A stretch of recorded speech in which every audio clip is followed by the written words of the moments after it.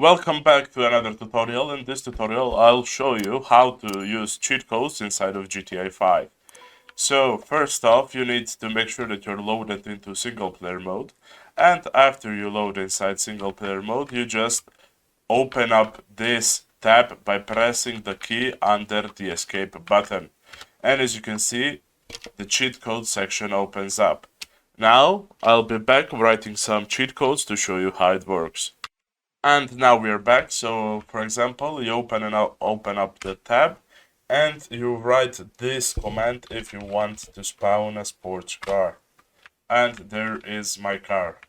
If you want to become invincible, you write the following: painkiller, and you're now invincible for 5 minutes, as you can see in the bottom left. If you want to spawn a motorcycle, you write rocket, and there is a motorcycle. You can do anything you want, really. If you want to run faster, you just write catch me. And now I am running really fast. Basically, you can do anything you want, and that is it. Thank you for watching.